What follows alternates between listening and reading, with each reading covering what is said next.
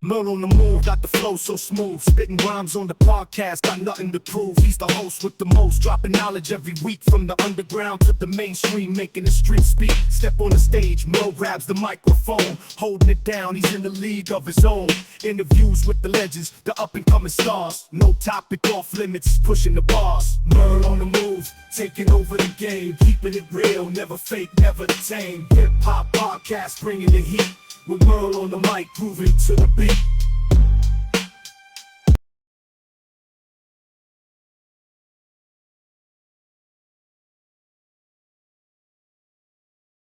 I don't want to just start there. It's not just about the price of the candy bar. It's about how did we get to that price? How did something 15 years ago was 75 cents, 50 cents end up being $3 now? And why are we okay with it being $3 now? So I'm going to take you through a journey. I'm going to talk about some sports. I'm going to hit some entertainment a little bit. But I'm going to take you guys on a journey on how we got to where we are now with candy bars, sodas, and potato chips being $3. And as a society, we okay with it. We just letting it happen. So yeah, welcome to the Merle on the Move radio show. I'm hit y'all with it one more time. It's Merle on the Move. Okay. You know what it is. Yeah. So let's go ahead and get into this sports segment of the show. Real quick, like I said, Iowa State football, college football is back. Yes, that's what applause for that. College football is back, yeah. NFL is back this week too. The NFL football season is back this week too. So start off with Iowa State. Iowa State won tonight. Or earlier today, they won. They beat North Dakota. I believe that's what they was playing. They won that game. It was a home game, first home game. And Iowa also played today. I don't know the score on that. I might check that out a little bit later. I don't know the score on that Iowa game. But NFL starts this Thursday. I think it's a game Friday. I believe it's a game Saturday. So, turn up for that. And I'm excited about that. So, yeah, LeBron got a show. His podcast show. I forget what it's called. Anyway, it's on YouTube. You want to check that out. He's talking about his son playing with him. Shout out to that. It's going to be a real big NBA season that LeBron James' son is playing on the same team. That's pretty dope. That's pretty dope to have your son on the NBA team. And he's talking about he's not going to have his son calling him Pops going down the floor, calling him 23 or the GOAT or something. Shout out to Bron for saying that, though. Yeah, I'm tuning in for it. You know what I mean? I'm tuning in for LeBron and Bronny's show. I'm tuning in for it. Let's get back to the program, though, what I want to talk about. So, in NFL, preseason's over. That's going to start. The baseball, my Cardinals are 12 games back behind the Bucks. Not the Bucks. The Brewers, Milwaukee. And also 2 games behind the Cubs. But we're at 500. But we're 2 games behind the Cubs. I think 68 wins. We beat the Yankees today. The Cardinals did. So, but, yeah, so that's baseball. So let's move on. So I watched this movie with Nicolas Cage called Long Daddy, Long Legs, Long Daddy, Long Legs, Daddy Long Legs, like the spider. Anyway, it's called Long Legs. So I watched this show. It's a Nicolas Cage. I think it's a Netflix show, but I watched it on my Fire Stick. And scary show, dramatic show. I don't know if it's based on a true story or anything like that, but I checked it out. Pretty good. Not mad at it at all. But it wasn't what I thought it was going to be. I thought it was going to be better than it actually was. Wasn't as good as I thought it was going to be, but tune in if you want to tune in for it. Check it out if you want to check it out. I haven't watched any more series lately. I haven't watched any more series lately, but, that's a movie you want to check it out if you want to. I think other 50 Cent show I was watching is finna come back. It's Power. Yeah, the one with Tariq. That should be coming back here in a minute, too. Let's move on to, let's go to something else. Yeah, let's move on to what I want to talk about. So we're going to talk about inflation, then I'm going to talk Kamala Harris, right? So she did an interview, her first interview she did, they getting on her, but we're going to talk about that. I'm going to talk about Israel. I'm going to talk about the wars going on. And let's start with Desert Storm. I'm going to take y'all down on a trip. Some of y'all might not know the history of this country like I know the history of this country. And I'm going to talk about the 80s. I talked about Ronald Reagan on this show before. Y'all might have heard me talk about Ronald Reagan before. But Ronald Reagan is the crack czar. So I know the 80s. You know, I know a little bit about the 60s. I know a little about the 70s, but I know the 80s. I know the 80s. I lived them. A lot of my homeboys can contest to this. We lived that. I was out there. I was in them streets. I was outside in the 80s. You know what I mean? I was outside really tough in the 90s. But you know. So the Gulf War, the first Gulf War in 1991 was 89, 91, something like that. George Bush Sr. Tried to protect Kuwait. Kuwait was a country that's south of Iraq, and they had a lot of oil. They was friends with the United States. And we did a lot of business. You got to remember, the oil was cheap down there. Gas was less than $1 here in the United States. Less than $1. People, if gas went over $1 in the 80s, people get upset. If the gas price is over $1 in the 80s, I remember my mom and my daddy. So I wasn't driving in the 80s, but I remember my mom and daddy. If it was in the 80s, if the gas was over $1, they was upset. They was highly upset. I'm sure if you know, your parents was upset if the gas was over $1. Because we was getting gas from other countries, Venezuela, others, a lot of it in the Middle East. And Kuwait was one of the countries we were getting gas from. So, that being said, Saddam Hussein decided to attack Kuwait. And you can go to YouTube and find out the reason why. But he decided to attack Kuwait. And the United States stepped in and pushed him back. Didn't take him out, just pushed him back. And because of that, you know, a lot of oil happened. And let's fast forward. So now at that time, Dick Cheney, who became the vice president under George Bush Jr., I don't think he was a junior, but y'all know what I'm talking about, his son. Dick Cheney was the Secretary of Defense at the time when George Bush Sr. was pushing back Saddam Hussein out of Kuwait. Cheney was the Secretary of Defense for Bush. So after Bush lost the election to Clinton, Cheney became the CEO of Halliburton. Because during that war, Cheney awarded Halliburton a lot of defense contracts. Other companies too, but Halliburton also.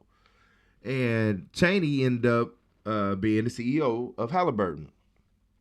And then when George Bush Jr. became, after 8 years, and you know, Saddam Hussein chilled out for 8 years when Clinton was president, he chilled out for 8 years, right? So then when George Bush Jr. became president, he made Cheney his vice president. And they decided, and when after 9/11 happened, and that had nothing, Al-Qaeda did that, Osama bin Laden had nothing to do with Saddam Hussein, had nothing to do with Iraq, they're not even proxies. It was Osama bin Laden in Afghanistan. Not the country, but that's where it happened from. Anyway, so Bush decided, hey, we're going to go after you. We're going to say you got weapons of mass destruction, WMDs. I remember the first time I ever heard that term WMDs, or whatever, you know, weapons of mass destruction. WMDs is what it's called. I never heard that term before until that Iraq war. So anyway, they push forward to that. They end up doing it. They take Saddam Hussein out, kill him. They take over Iraq. They get rid of all the military. They put in their own military. They controlling Iraq. They controlling the oil fields. There's money. They controlling the north of Iraq, the southern Iraq, and Baghdad, which is the middle and central Iraq that Saddam Hussein had a power hold on. Took him and his sons out. So Cheney, you know, they get out. They retire. You got to remember the housing crash. Now, when Bush was the president, when all that happened, and they came up with the Homeland Security, with no such thing as Homeland Security until after 9/11. So now it's the government entity that more taxpayers fund to create these jobs for more security. And if they took Iraq, right, there's more oil fields and stuff and more money, why did the housing bubble happen in 2008? So when Bush took over in 2001, we had 9/11. And then at the end of his 8-year tenure, we had the housing crisis and the banking crisis and the automobile crash. So how did all that happen under Republican regime, right? You had 12 years of Reagan and Bush, because you had Ronald Reagan president from the 80s to 88, and we had crack, and we had the Iran-Contra deal, and we had AIDS. We had all kind of nuclear, all kind of stuff going on. All kind of stuff in the world, right? And mass incarceration on top of that. Then you had Bush, you had the war in Iraq, and plus crack.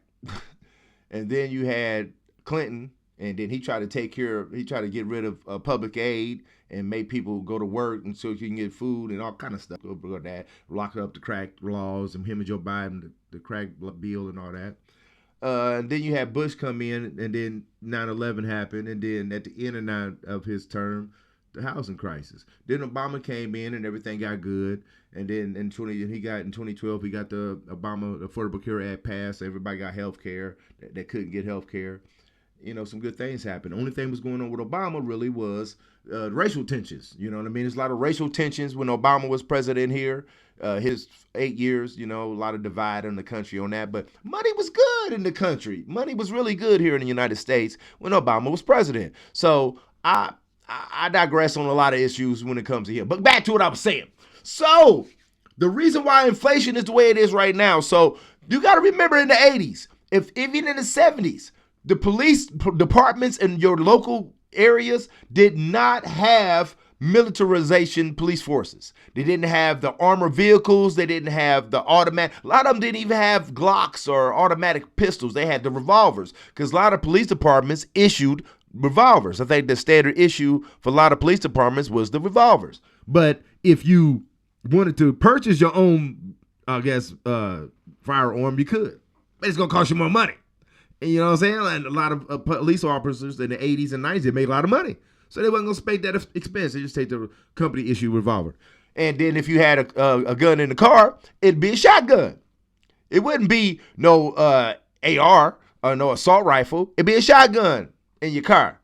But now they got uniforms for the cops would be just a shirt and a badge. You know what I mean? He like the mailman. He'd be dressed like the mailman. He wouldn't be dressed like a dude in Iraq. Like a soldier that's got the flat jackets and the canteen and the battle pack and the lights and all these things, you know what I mean? And all these weapons.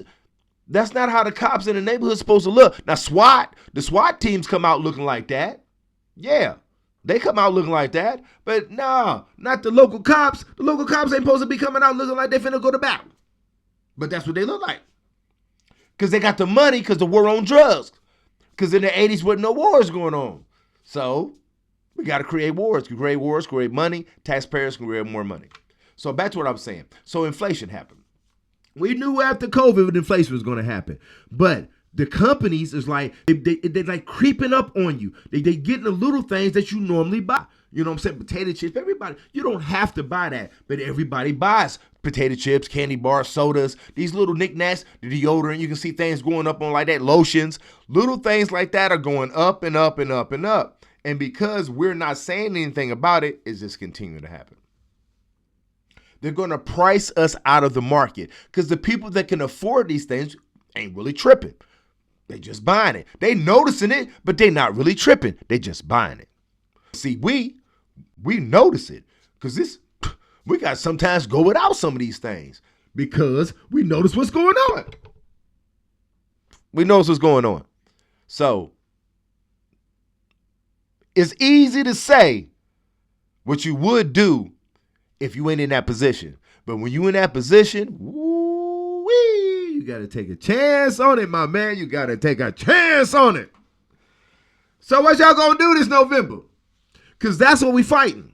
We fighting somebody that's trying to say, I'm trying to put some money back in y'all pocket because that's why y'all say y'all want to vote for Trump. Some of y'all. Because what he did when he was president, the money y'all felt y'all had in y'all pocket when he was president. He didn't put that money in your pocket and I said it once before, but y'all just like him. Obama already had the money in your pocket because you wasn't tripping. But nobody, I don't remember nobody tripping. It was jobs galore. I want to hear nobody tripping about that. Real talk. Y'all got them stimmy checks. Y'all think Trump gave it to you. That's what happened. You got the stimmy checks and you think Donald Trump gave it to you. I feel better. Yeah, you'll feel, but the facts. Go back and research. I don't care how you feel.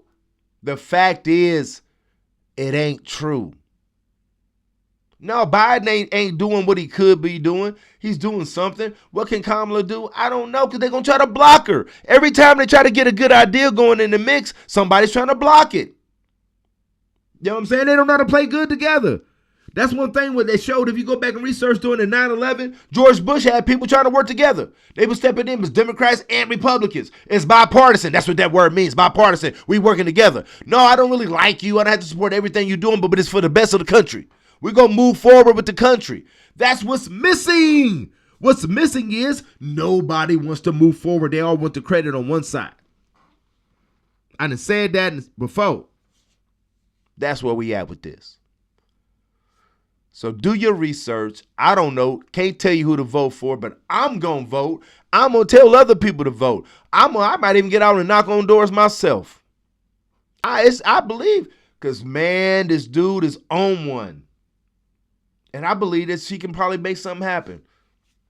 It ain't just about her being black. It ain't about her being a woman. Yeah, that's a factor. I'm not ignorant. I know she's black.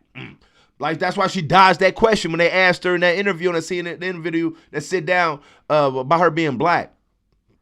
Next question. Huh? It ain't about her just being a woman. I know she's a woman. I respect that. To me, that's a plus. It's not a drawback or a hyphen. I'm rocking with it. Do I respect everything she did in the past? Nope. I wouldn't have voted for her. But compared to Joe Biden, compared to Donald Trump, compared to J.D. Vance, or whatever that guy's name is, I'm rocking with Kamala. I'm going to let it know right now. I'm rocking with her. I'm telling you. I'm rocking with her because of her policies, the stuff she's not just because she's the alternate to Donald Trump. I like her policy. I like what she's saying so far. I need more. I need more to hear. I'm saying so far I'm rocking with Kamala. Now I can change my mind. When I get in that booth, I'm like, I just can't see no Trump. What you gonna do, Trump? You talking about you trying to change your stance on some of the reproduction of women's stance now? I don't believe you. I do not believe you, Donald Trump. You're capping. You're pandering. Because you want that woman vote because Kamala pulling them from you. So, bandit is the food bandit. That's what I called it. I called it the food bandit. Anyway, this is Merle in the Move. I'll be back. This is a quick little show I did. Just to let y'all know. I'm here, baby. And like always. Motherfucking Eagle Double G. Snoop Dogg. Merle in the Move, baby. And to the next, be a good human. Put humans first, baby.